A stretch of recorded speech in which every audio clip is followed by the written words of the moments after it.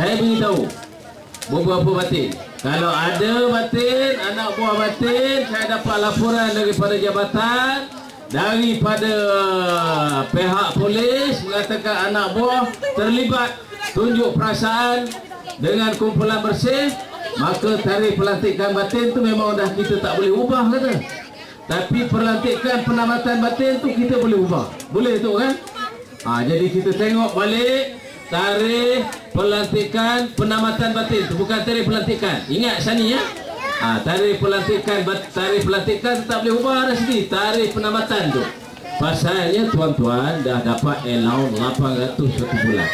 Jadi maknanya tuan-tuan kena bertanggungjawab kepada kerajaan yang ada hari ini. Sebab apa saya dapat maklumat ada beberapa orang tutup batin yang agak lirik, yang agak terpengaruh dengan pengaruh-pengaruh orang di sebelah sana. Orang-orang di sebelah sana ni, khususnya pembangkang ni, saya cerita terus-terang, dia orang ni tidak ada kerja lain dia. Kerja dia nak menghasut orang asli supaya membenci kerajaan. Kerana selama ini orang asli lah yang diakui oleh Yang Amat Berhormat Perdana Menteri memberikan sokongan 100% kepada kerajaan, tidak berbelah bagi. Betul tak?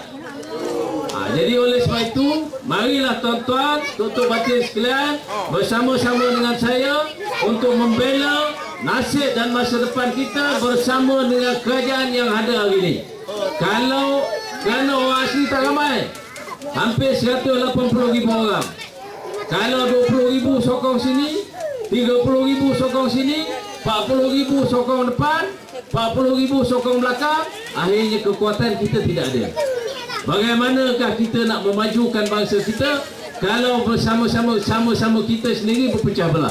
Tambahan lagi masalah orang asli hari ini yang saya lihat sejak saya dilantik sebagai ahli Dewan Negara ni hampir 2 tahun.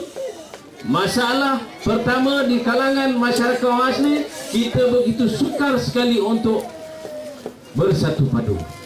Nak menentukan hari orang asli sedunia pun kita marah. Orang Semai kata hari Genggulang, kita pun marah. Apa masalahnya dengan hari Genggulang? Itu dalam bahasa Semai tak apalah.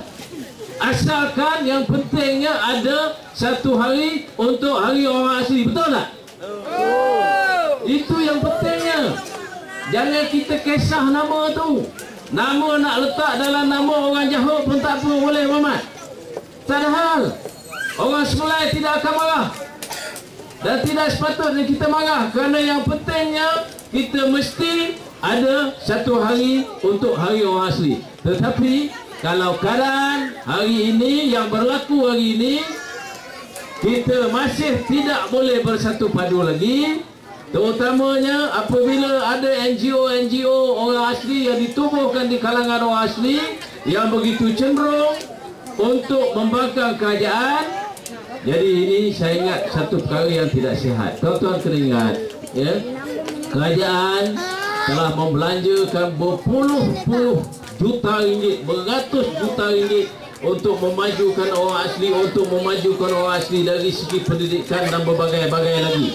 Apabila tuan-tuan cuba tengok hari ini, yang amat menyedihkan saya, ramai di kalangan orang-orang asli yang terpelajar yang tidak begitu cenderung untuk balik ke kampung untuk memastikan kampung dia berjaya. Betul tak?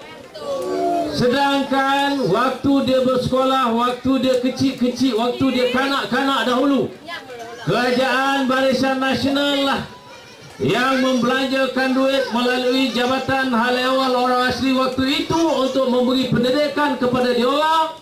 Tetapi apabila diorang telah berjaya di dalam pendidikan, apabila dia dah berjaya mendapat pekerjaan yang baik, mendapat gaji yang besar, rumah besar, kereta besar, bini cantik, bini besar, bini besar ya, akhirnya diorang inilah balik ke kampung-kampung untuk menghasut penduduk-penduduk kampung, masyarakat kampung, orang-orang kita di kampung untuk membenci kerajaan.